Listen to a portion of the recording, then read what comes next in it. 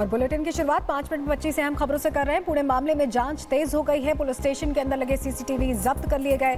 नाबालिग आरोपी को वीआईपी ट्रीटमेंट देने का आरोप है। जांच के घेरे में है पुलिस अधिकारी। Pune hit and run case मामले में पुलिस कमिश्नर का बड़ा बयान। कहा, ये लापरवाही नहीं, गैर इरादतन हत्या का केस है। आरोपी को पता था कि कोई हादसा हो सकता है। हिट एंड रन मामले को लेकर पुणे पुलिस कमिश्नर का बड़ा खुलासा। कहा, नाबालिग आरोपी चला रहा था गाड़ी, हमारे पास इसके पुख्ता सबूत है। जांच में कार के ड्राइवर को बदलने की भी कोशिश हुई है। हमारे जांच में ये स्पष्ट आया है कि ये जो जुवेनाइल एक्यूज्ड है यही गाड़ी चला रहा था। मामले में मुख्य आरोपी के दारा सुरेंद्र अग्रवाल को पुलिस ने पूछताछ के लिए बुलाया है। अंडरवर्ल्ड डॉन छोटा राजन से संबंधों को लेकर पूछताछ। पुणे हिट एंड रन मामले में सूत्रों के हवाले से बड़ी खबर। विभागीय जांच के लिए विशेष टीम गठित की गई। एसीपी रैंक के ऑफिसर को मिली जांच की जिम्मेदारी। एफआईआर दर्ज करने में ढिलाई की भी जांच होगी। पुणे हिट एंड रन मामले में एक्शन में क्राइम ब्रांच की टीम। नाबालिग आरोपी के पिता से क्राइम ब्रांच दफ्तर में हो रही है पूछताछ।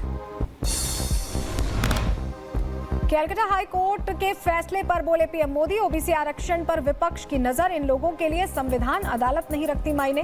विपक्ष को वोट बैंक से मतलब है।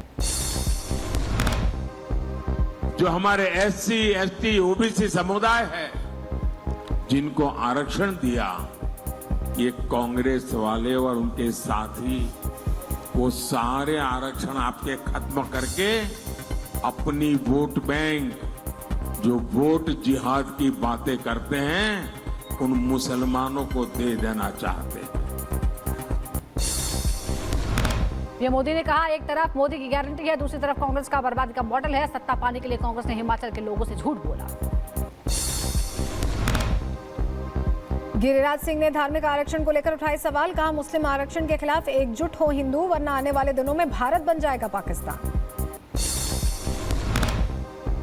पिछड़े वर्ग का हो या अगड़े वर्ग का हो, अगर एकजुट होकर के मुस्लिम आरक्षण का विरोध नहीं किए तो आने वाले दिन में ये भारत को पाकिस्तान बना देंगे।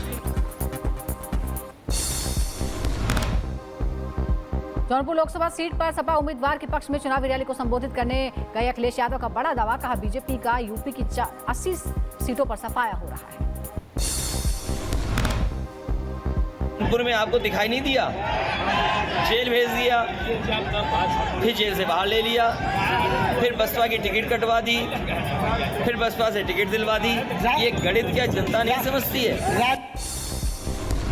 छत्तीसगढ़ के पूर्व सीएम भूपेश बघेल ने बीजेपी पर साधा निशाना। पीओके को लेकर उठाए सवाल। कहा, यह पिछड़े वर्ग विरोधी सरकार है।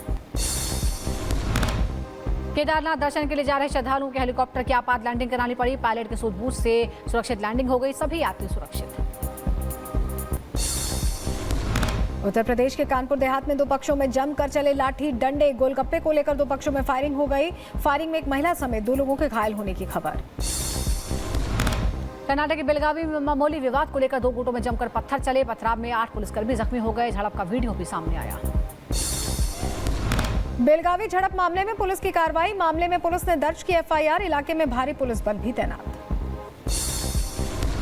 गाजियाबाद पुलिस को मिली बड़ी कामयाबी। 50,000 का इनामी बदमाश टिंकू मुठभेड़ में गिरफ्तार हुआ। विक्रम मावी हत्याकांड में चल रहा था फरार। दिल्ली की पीरागढ़ी में देर रात एक बैंक्वेट हॉल में आग लग गई। दमकल विभाग की आधा दर्जन गाड़ियों ने मौके पर पहुंचकर आग पर काबू पाया। हादसे में किसी के हताहत होने की खबर नहीं। यूपी के कानपुर में केमिकल के गोदाम में आग लग गई। लोगों में अफरा तफरी का माहौल। मौके पर दमकल की कई गाड़ियां मौजूद। यूपी के बदायूं में हाई टेंशन लाइन की चपेट में आने से कंटेनर में आग लग गई। कंटेनर चालक ने कूदकर बचाई अपनी जान। हजारों का सामान जलकर खाक हो गया। यूपी के एटा में भीषण सड़क हादसा। 2 बाइकों की आपस में टक्कर हो गई। हादसे में 4 लोगों की मौत हुई, जबकि 2 लोग गंभीर रूप से जख्मी हो गए। घायलों को अस्पताल में कराया गया भर्ती। राजस्थान के उदयपुर में एक खाई में बस गिरने से बड़ा हादसा हो गया। हादसे में 15 से ज्यादा लोगों के घायल होने की खबर है।